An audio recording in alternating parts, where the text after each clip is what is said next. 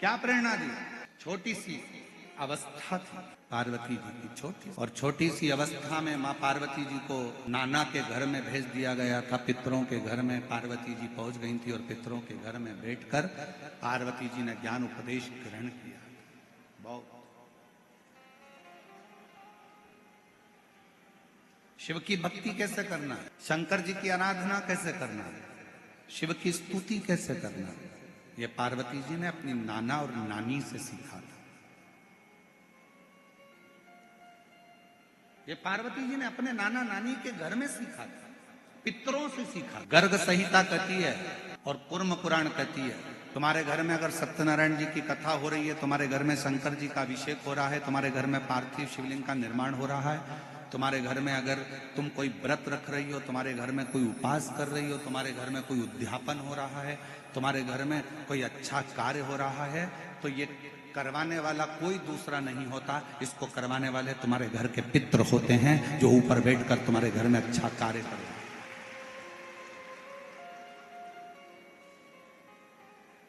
पार्वती जी को अगर शिव जी के शिवलिंग की पूजन की महत्वता कोई बता रहा है, तो पार्वती जी को पूजन की महत्वता उनके नाना नानी ने बताई, पितरों ने बताई। इसीलिए तो शंकर जी को जल चढ़ाने वाले को पितृदोष नहीं लगता। क्यों नहीं लगता? क्योंकि शिव जी पर आप जल चढ़ाते हो ना, तो शंकर भगवान का चढ़ा हुआ जल हस्त कमल की ओर जाता है पार्वती जी के, और पार्वती जी के हस्त कमल पर जैसी जल जाता है तो नाना नानी बड़े प्रसन्न हो जाते हैं अपनी नातिन को देखकर कि मेरी नातिन पर लोग पूजन कर रहे हैं, जल चढ़ा रहे हैं, तो पितृ आशीर्वाद देते हैं। शंकर पर जल चढ़ाने पर 3 दोष समाप्त हो जाते हैं। पहले नंबर का वास्तु दोष, दूसरे नंबर का पितृ दोष और तीसरे नंबर का काल सर्प दोष। ये 3 दोष शिव पर जल चढ़ाने से समाप्त हो गए।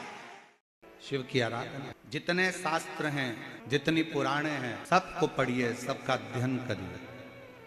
केवल सीहोर वाले महाराज ने कुछ कहा और आप उस पर भरोसा कर लो, ये हमको अच्छा नहीं लगता। आप हमारी बात पे बिल्कुल भरोसा मत करो। आप तो शिव महापुराण की कथा गीता प्रेस गोरखपुर की हिंदी की ले आओ, आपका मन पड़े तो आप लिंग पुराण ले आओ, आपका मन पड़े नर्मदा पुराण ले आओ, पद्म पुराण ले आओ, ब्रह्म वैवर्त पुराण ले आओ, कूर्म पुराण ले आओ, नारद पुराण ले आओ, देवी भागवत ले आओ। तुम सारी पुराणों का अध्ययन करिए, हर पुराण में एक बात मिलेगी।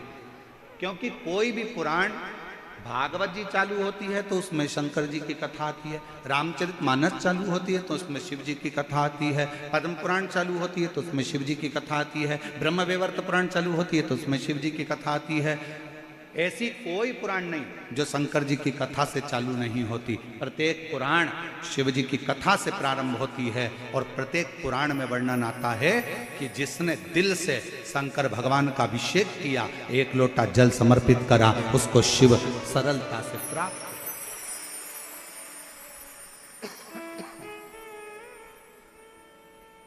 कल की बात हम बताएं आप। कल सुबह सुबह हम जब जा रहे थे गाड़ी से माननीय जी के यहाँ, तो चौराहे से थोड़े से आगे रोड पर किनारे पर बहुत अच्छी कॉलोनियां बनी है, वहां पर कुत्ते को बिस्कुट खिला रहा है। फिर उसने कुत्ते को बिस्कुट देते देते साथ में उसने थोड़ा सा, उसके पास में एक प्लास्टिक का डब्बा था, उसमें उसने इतनी देर में एक घर के सामने से एक महिला निकली और चिल्ला के दो। पीली लाल बत्ती का समय था तो वो बत्ती के चक्कर में हम भी रुके। शर्म नहीं आती तुमको? तुम तो कुत्ते को खिला देते हो, पानी पिला देते हो, वो कुत्ता हमारे यहाँ गंदगी करता है, चलो यहाँ से। अरे भाई, कुत्ता थोड़ी ना कहीं नौकरी करने जाता है, अपने जैसे से ही थोड़ी सी आस लगाता है। अगर उसको कुछ खाने को और पीने को मिल गया ना तो खुश होना चाहिए, थोड़ी सी गंदगी से डरना नहीं चाहिए। ये गंदगी साफ कर सकते हो अगर किसी का पेट भर। ब्रह्मा जी ने कहा, भगवान नारायण ने पूछा, क्या आप शंकर भगवान का शीश का दर्शन करे हो? शीश का दर्शन करे हो?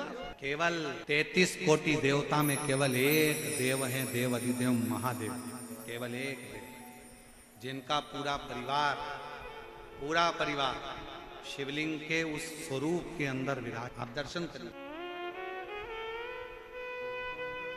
जैसे ये शिवलिंग है, ये जलाधारी है, ये सामने चरण है, शंकर भगवान का स्वरूप है ये शिवलिंग। शिवलिंग के ऊपर के भाग से लेकर जो नीचे का भाग तक का जो हिस्सा है, ऊपर से लेकर नीचे तक का, इसमें दुनिया की जितनी पवित्र नदियां हैं शंकर भगवान ने उनको ये स्थान दिया शिवलिंग। जैसे तांबे का जो लोटा होता है, तांबे का जो बर्तन होता है, तांबे का जो लोटा होता है जिससे अपन शंकर जी को जल चढ़ाते हैं, शिव महापुराण की कथा कहती है अगर तांबे में आपके घर के जल को भी आप तांबे के लोटे में भरकर शंकर जी को चढ़ा रहे हो तो तुम्हें हरिद्वार से गंगा जल लाने की जरूरत नहीं है, तांबे के लोटे में भरा हुआ जल ही गंगा जल बन जाता है।